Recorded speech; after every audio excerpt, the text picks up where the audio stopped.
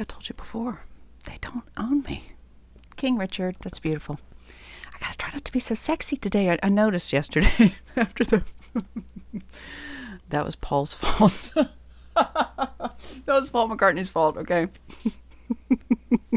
Some of the songs are just very romantic. And I'm not dating anyone. So it is sort of, you get yourself all, romanced up in this stuff. You need some sort of outlet, right? I guess I'll date eventually. I mean, every now and then I just, I'm open to the romance. How are you? How's your romantic life going? Okay. Sometimes I wonder if any of these... I mean, these days you don't know if you're interacting with a person or a bot, if there's like a real boy, a real girl in there, or if it's like a devil in the machine, if it's a ghost in the machine, if it's just a machine. What is it? What is it? What's going on? Okay. Got up nice and early, did the dishes, cleaned up and everything. Notice there's a lot of stripes in the sky again. I'm not sure if that's just people having fun in their planes. I mean, does it have to do with your extraordinary craft? Does it have to do with weather? I don't know. I guess we'll see. If it has to do with weather, then it'll probably start snowing in a couple days. All right. I keep hearing about Alphabet City. What's going on in Alphabet City? And an alphabet train to the Alphabet City? Can you do that? Can we just all... Yeah, that sounds like fun. So maybe one day we'll go to the Alphabet City. And then I had a vision of us as a collective. A lot of us have been in, kind of dark spaces, dark places. We come from dark backgrounds. We've come from trauma and abuse and things like that. And kind of the nitty-gritty of life. Some of us have kind of been down in the mud. And I saw us as like these, when there's an oil spill, which I hate that. Whenever there's an oil spill and then there's like those baby ducks and they're getting their little oily wings all cleaned up. I feel like that's what we've been doing. We've been getting our little oily wings cleaned up. Because we're like in this dark, tarry blob of a place here. Like, then our little wings get tarred up.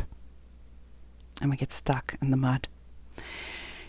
Like we do what we know to do. We cope as best we can. I mean, I feel like the Lord just has a lot of pity for us because he knows we're just little, like, dirt bodies. We're just made of dust.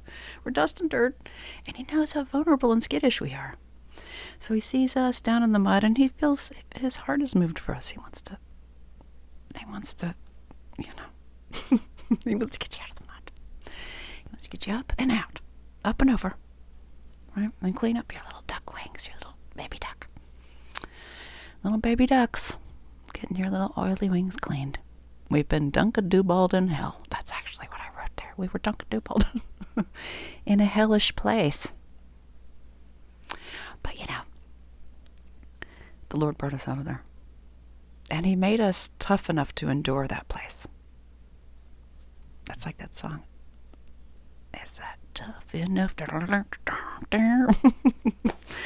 See, I've been really into the rock and roll. I mean, that's just like, that's where I've come from. I'm not judging me. And, I love all my rock and rollers. Talking in our liminal spaces like we do. Okay. Another thing I was thinking about is, they talk about in physics or whatnot, how if you observe something, the thing that you're observing actually changes because it's being observed. But then I was wondering, it seems like the ones doing the observing also change. So there's an observer of the observed. And does the observation of the observed, does the observation change the physics is what I'm saying. I don't know what I'm trying to say. Are the people who are observing changing just as much as the one being observed? That's my question. And my guess or my hypothesis would be yes. And in some cases, maybe more. That's my feeling about that as a scientist. Okay. Oh, I think this came from one of these Dr. Peterson robot movies. It said that your calling does not require consensus. Your calling does not require consensus. You do not need everybody to agree with you. You don't need anybody to. If you feel called to do something, and it is within, the realm of the biblical Jesus, you don't need other people's votes. It's between you and the Lord. And remember, we talked about hearing from the Lord in our hearts, You can even actually touch your heart area here to stimulate that.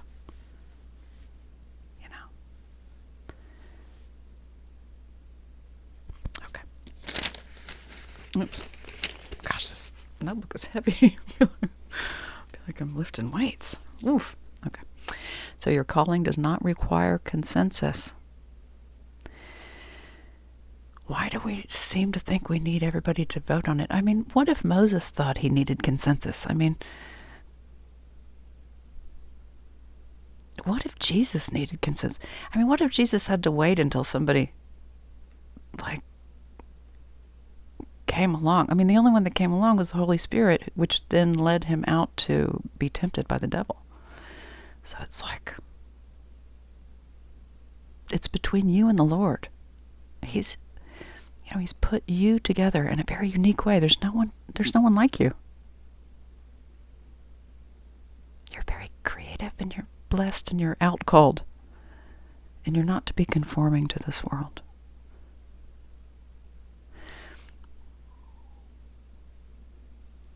I think, on the whole, we can probably confidently say that we reject the value system of this current world, where people put things as a priority that seem to be very low frequency, seem to be very,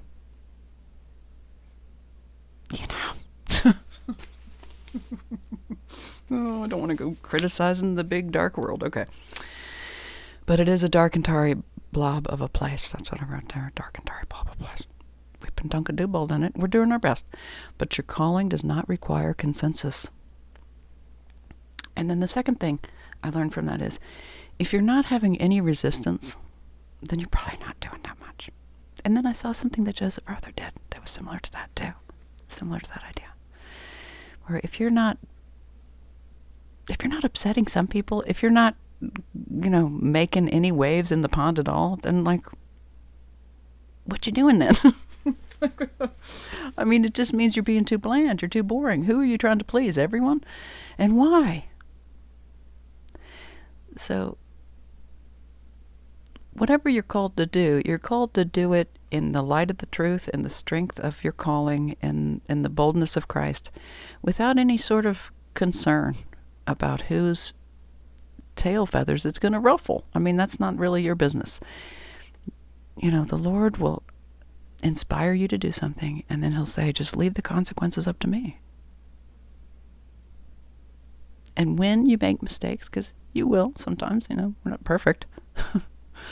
None of us has perfect hearing of the Lord 24/7. I mean, we do make mistakes. We get into the flesh. We get hungry, angry, lonely, tired. We listen to Paul McCartney's romance songs. We start to get into our flesh a little, And then we shake it off, and then we get cleaned up, and then we get rinsed down, and then we remember the things that we agree to in the Spirit. I mean, we have to get used to rinsing that stuff off, just like we would our feet and our armpits and all the places that George Carlin mentioned in his. You know the one. I can't listen to him too long. He's very depressing, A little too much harsh truth from that one, without if you're gonna go there with the truth, I think there's a reason why the Lord has blessed us with humor and joy and just goofiness, because you can't be that heavy all the time like that. Nobody can tolerate that. Like even someone like me, I love to dive down into the deep. Like, I wonder why I'm feeling that way, you know? I love asking myself questions like that. I love getting myself all intense with the music, right, Tom? We do this. People like me, we like to do this. But you don't stay there. You don't wallow in it. You don't go down in the valley and just camp there and just be there. I'm just forever like this. You have a whole rainbow of emotion. Don't stay with that little chunk that the devil loves, you know. Okay. It's this world. We have to remember. We've been programmed under a certain frequency and a certain mindset that involves lack and fear and doubt and sort of quick rage at each other and sort of unforgiveness. And that's just this whole mindset here. It's programming. We're just peeling that away like a little onion. Shaking your tree a bit. The Lord's shaking your tree.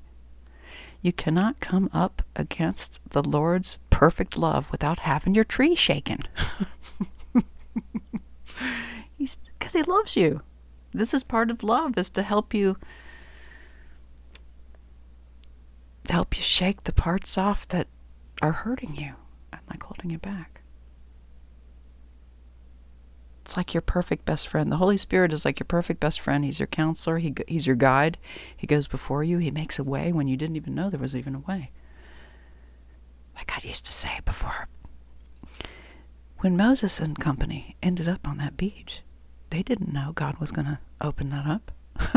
They didn't know. They just ended up at the water. What are we going to do? And I also didn't realize that it was overnight.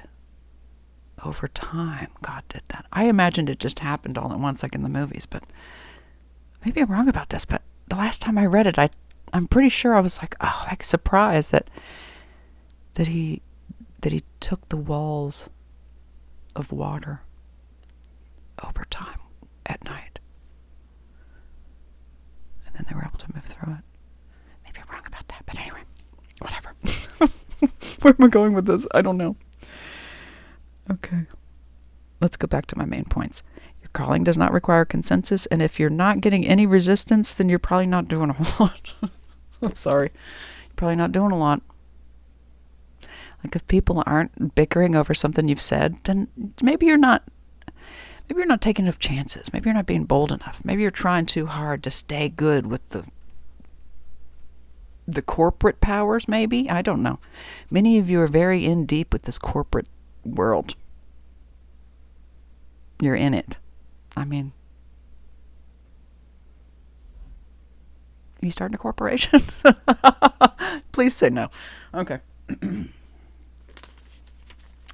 In fact, I think one of the first things that anybody needs to do maybe the president could do this, although, I mean, I'd be surprised if he did. I don't know why, but to remove that clause that gives corporations the rights as humans.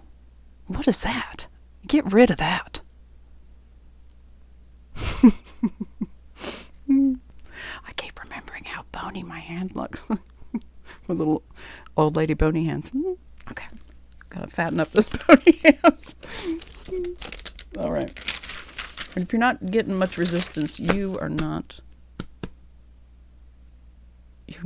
being real enough, maybe. You don't have to go starting fights. You don't have to be strifing up the place, you know. There's a dog at the door, I think. You don't have to strife up the place, but we don't have to be these bland little wafer crackers never wanting to make waves. I mean, there's got to be some sort of a nice middle ground. We're going to find these middle grounds at some point. I think a lot of this world is really addicted to drama, though. I think sometimes people will give each other advice that's sort of drama-filled because that's what they want to see. They want to see you run right into the blazing situation.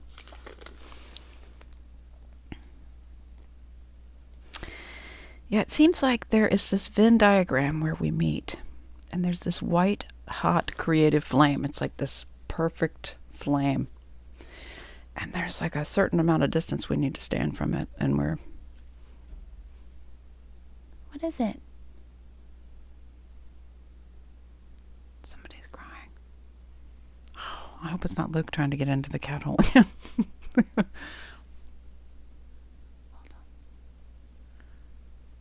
All right, well, I might have to get up and check.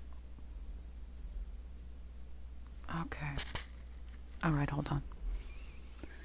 All right, well, I'll just stop this and start it again. Okay.